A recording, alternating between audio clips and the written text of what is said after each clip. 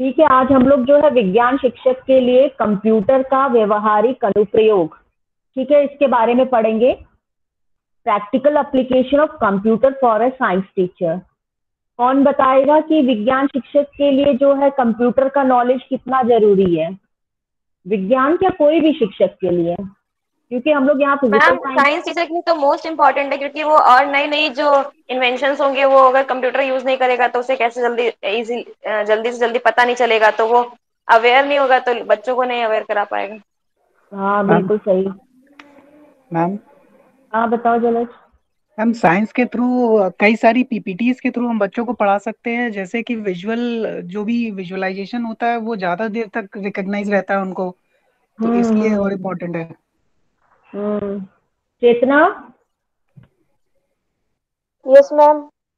हाँ बताओ। साइंस में, साइंस के टीचर के लिए प्रैक्टिकल मतलब कंप्यूटर का व्यवहारिक अनुप्रयोग क्यों जरूरी है विज्ञान शिक्षक के लिए?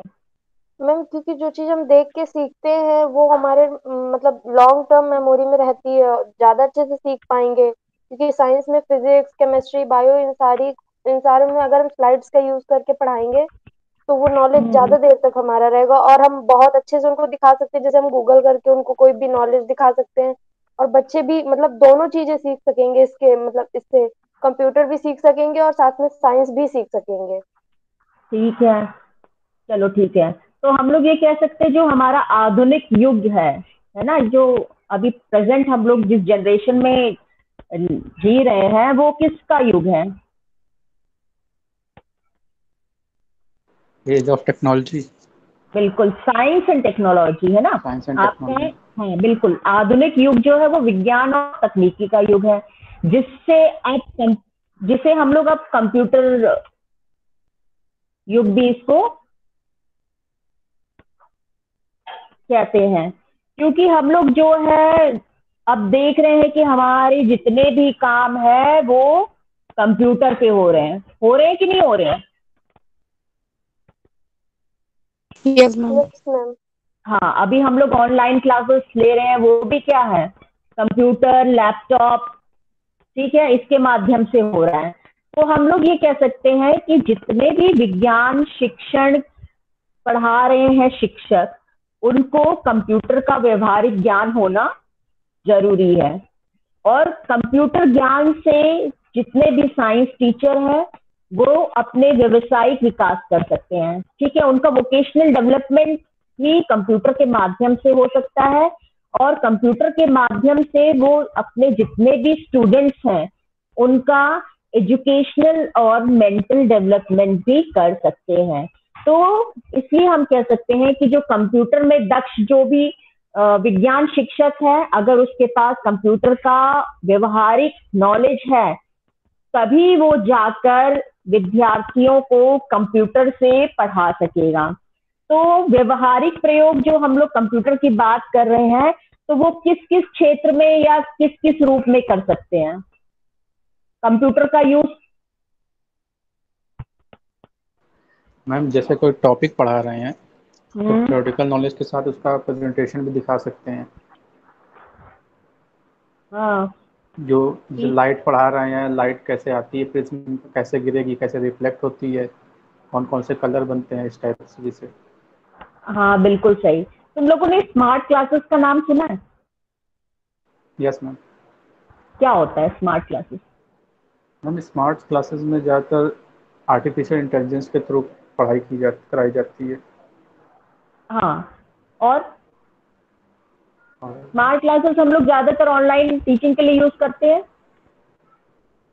Yes ma'am. ऑनलाइन भी है और क्लासेस में भी यूज करते हैं। तो हम लोग ये कह सकते हैं कि जो हमारी स्मार्ट क्लासेस जो है वो एजुकेशन जगत के लिए, जो हमारी 20वीं सदी है उसकी एक अनुपम देन है। तो सबसे पहले स्मार्ट क्लासेस का जो यूज किया था वो सन 1930 में संयुक्त राज्य अमेरिका में किया गया था।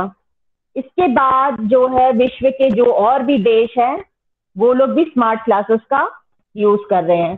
तो स्मार्ट क्लासेस जो है हम लोग ये कह सकते हैं कि ऑनलाइन शिक्षण में जो है टीचिंग लर्निंग का एक जो है बहुत ही सशक्त माध्यम है।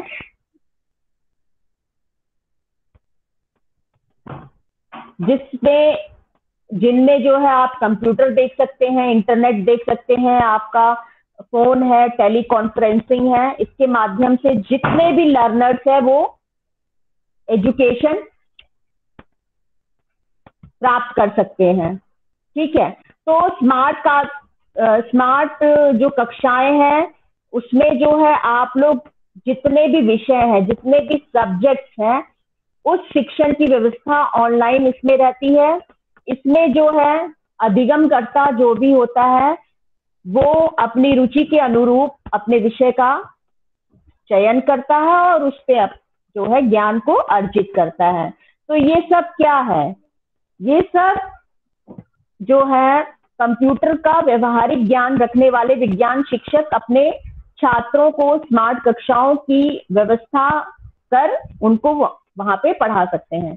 तो ये जो हम लोग देख रहे हैं आजकल जो है ऑनलाइन क्लासेस चल रही है, या जो आप लोग कक्षाओं में भी देखा होगा कि स्मार्ट क्लासेस जो है, अब तो जो आपके सरकारी स्कूल है वहां पे भी जो है स्मार्ट क्लासेस जो है वो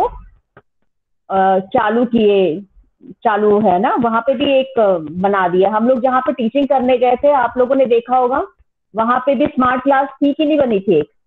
मैम वो जहाँ पे हम लोग बैठते थे, हाँ हाँ, जहाँ कॉन्फ्रेंस पे में लास्ट में एक फेयरवेल पार्टी हुई थी, तो उसको एक स्मार्ट क्लास के रूप में इन्होंने बना रखा था।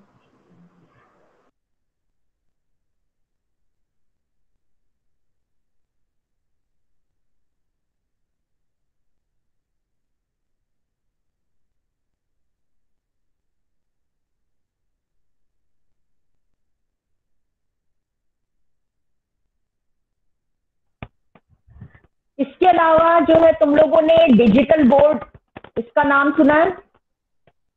Yes ma'am. हाँ, तो डिजिटल बोर्ड भी जो है हमारा, ये कह सकते हैं विज्ञान की देन है। ठीक है, तो डिजिटल बोर्ड जो नाम दिया गया है वो एक पर्दा है।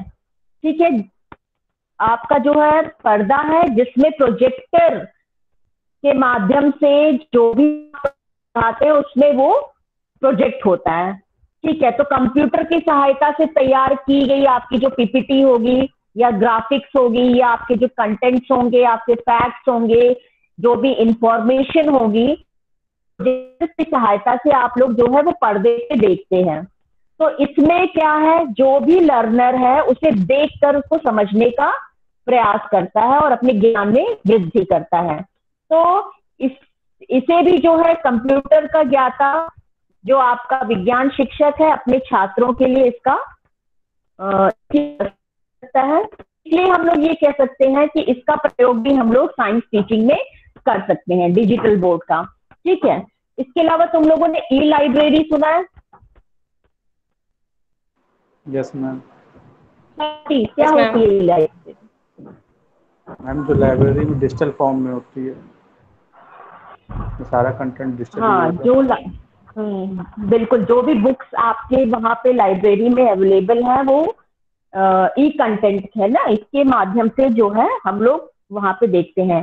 तो शिक्षा में हम लोग ये कह सकते हैं कि जो आपकी ई लाइब्रेरी है वो अभी इसका जो प्रयोग है अभी रिसेंट है, बिल्कुल नया है।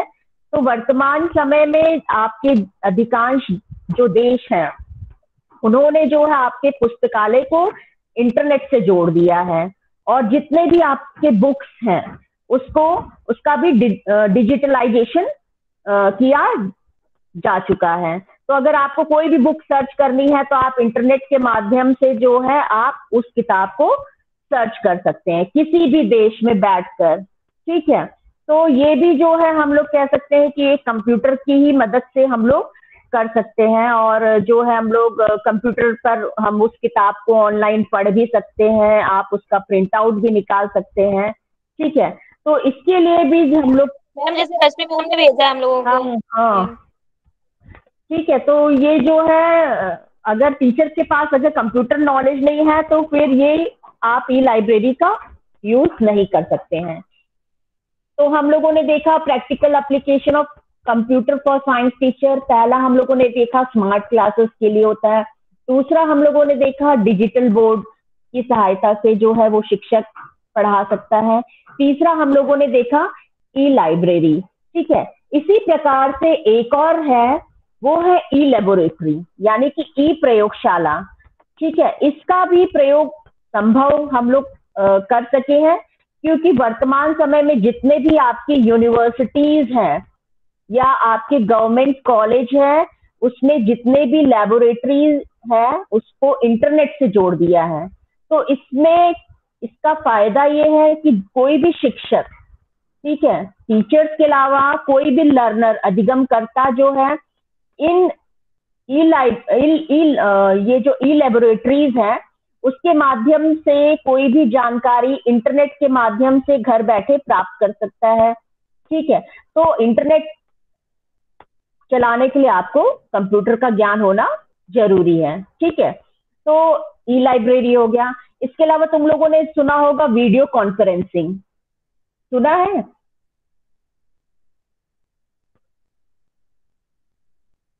गरिमा? यस मैम, सुना है। क्या होता है वीडियो? Yes ma'am. हाँ, वीडियो कॉन्फ्रेंसिंग में क्या होता है? मैम वीडियो कॉन्फ्रेंसिंग का सबसे बड़ा एग्जाम्पल तो है, जैसे मैम हम लोग कर रहे हैं जूम कॉल और गूगल मीट पे। हाँ, बिल्कुल सही। तो वीडियो कॉन्फ्रेंसिंग जो उसमें जो और मैम एक तरीके का और होता है, जैसे कॉन्फ्रेंस वगैरह होती है तो सब लोग ऑफलाइन मतलब प्रेजेंट रहते हैं, और जो कोई जैसे चीफ गेस्ट है या कोई वैसा गेस्ट है जो मतलब एज अ वीडियो कॉन्फ्रेंसिंग के जरिए सबसे बात करते हैं। हाँ, तो ये हम लोग कह सकते हैं कि जो वीडियो कॉन्फ्रेंसिंग है ये भी हम लोग आधुनिक युग की देन मान सकते हैं। ठीक है, तो इसमें क्या होता है कि इसमें दो या दो से अधिक व्यक्ति आपका ऑडियो विजुअल एड्स का इस्तेमाल करते हुए टेलीविजन या कंप्यूटर के माध्यम से आपकी जितने भी आवश्यक सूचनाएं हैं उसको क्या करते हैं, उसका आदान प्रदान करते हैं। या हम कह सकते हैं कि कोई भी टॉपिक पे वो परस्पर चर्चा करते हैं। ठीक है, अभी जैसे गूगल मीट का अभी गरिमा ने एग्जाम्पल दिया है ना, आपकी क्लासरूम भी चल रही है, आपने कैमरा ऑन करके आप बैठे हो, शिक्षक भी बैठा है, तो वो एक तरह से क्या है, आपका वीडियो कॉन्फ्रेंसिंग हो रही है।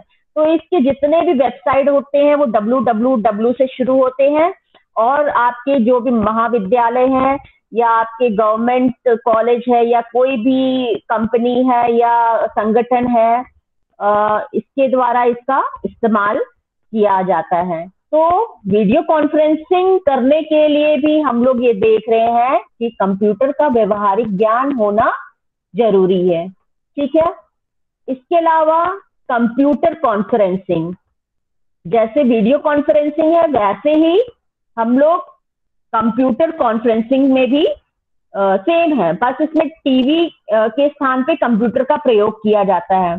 और इसमें भी जो दूर बैठे हुए जो भी प्रतिभागी हैं उसको कंप्यूटर के माध्यम से जो आपका कंटेंट है, टॉपिक है या ग्राफिक्स के माध्यम से इसको कम्युनिकेट किया जाता है।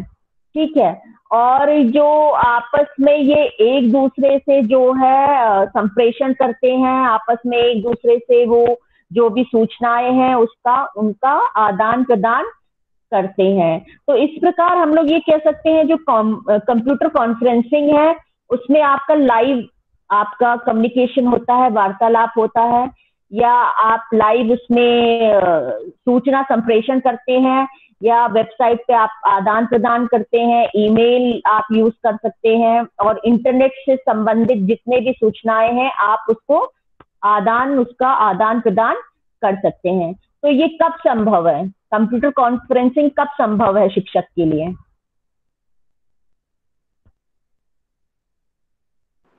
जब उसको कंप्यूटर का अच्छा नॉलेज होगा।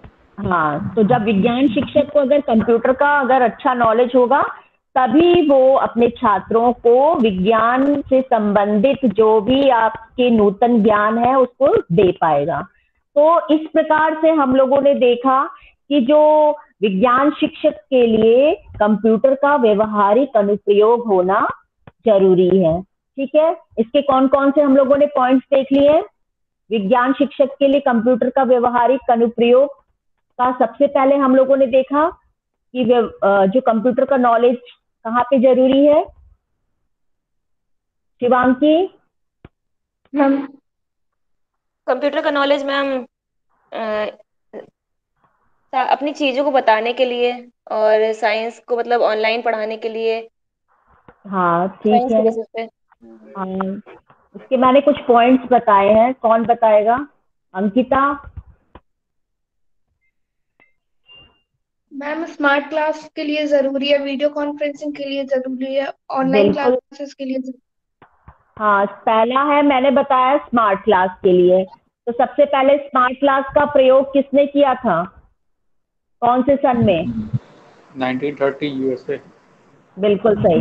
तो सबसे पहले हम लोगों ने देखा कि जो कंप्यूटर का नॉलेज शिक्षक को स्मार्ट क्लासेस के लिए होना जरूरी है। दूसरा मैंने बताया था मैम डिजिटल बोर्ड।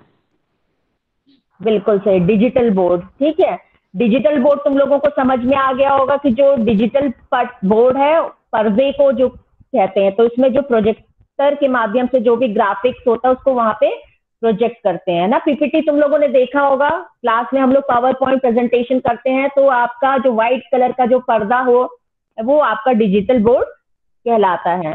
तो उसके लिए भी जो है आप देख रहे हैं कि टीचर को कंप्यूटर का नॉलेज होना जरूरी है। तो एक हम लोगों ने देख लिया स्मार्ट क्लासेस के लिए, दूसरा हम लोगों ने देख लिया डिजिटल बोर्ड के लिए, तीसरा कौन बताएगा? ई लाइब्रेरी। हाँ, ई लाइब्रेरी के लिए, क्योंकि हम लोग ये देख रहे हैं कि जितने भी आपके लाइब्रेरीज हैं उसको जो है इंटरनेट से कनेक्ट कर दिया गया है। बहुत अधिकांश देशों के जो आपके लाइब्रेरी हम लोग देख रहे हैं कि इंटरनेट से जुड़ चुके हैं, और उसमें जो आपके बुक्स हैं उसका भी हम लोग डिजिटलाइजेशन उसका किया जा सका है। तो इसमें घर बैठे जो है आप ऑनलाइन किसी भी बुक को पढ़ सकते हैं। चौथा मैंने क्या बताया? ई लेबोरेटरी। ई लेबोरेटरी मैम। ठीक है, तो हाँ ठीक है, लैब को भी इंटरनेट से कनेक्ट कर दिया है, तो घर बैठे जो है आप जो है ई प्रयोगशाला के माध्यम से कोई भी जानकारी इंटरनेट के माध्यम से आप लोग घर बैठे प्राप्त कर सकते हैं। फिर पांचवा मैंने बताया डिजिटल बोर्ड मैम। वो तो हाँ, हो गया। डिजिटल बोर्ड हो चुका है। Video conferencing. और video video conferencing ma'am. Conferencing, और आखिरी वीडियो मैंने बताया कॉन्फ्रेंसिंग। हाँ, तो इतना समझ में आ गया, video ma'am. Conferencing, computer conferencing. Computer तो कॉन्फ्रेंसिंग। हाँ बिल्कुल, एक बार और मैं बता रही हूँ, विज्ञान शिक्षक के लिए जो आपका कंप्यूटर का व्यवहारिक अनुप्रयोग जो है वो शिक्षक को होना क्यों जरूरी है? स्मार्ट क्लासेस के लिए जरूरी है। दूसरा आपका डिजिटल बोर्ड, ठीक है। तीसरा आपका ई लाइब्रेरी, चौथा आपका ई लेबोरेटरी, पांचवा वीडियो कॉन्फ्रेंसिंग के लिए, और आपका नेक्स्ट है कंप्यूटर कॉन्फ्रेंसिंग। ठीक है, इन सब के लिए जो है प्रैक्टिकल का व्यवहारिक ज्ञान होना किसी भी विषय के किसी भी शिक्षक के लिए जरूरी होता है। ठीक है, इतना समझ में आ गया? Yes ma'am.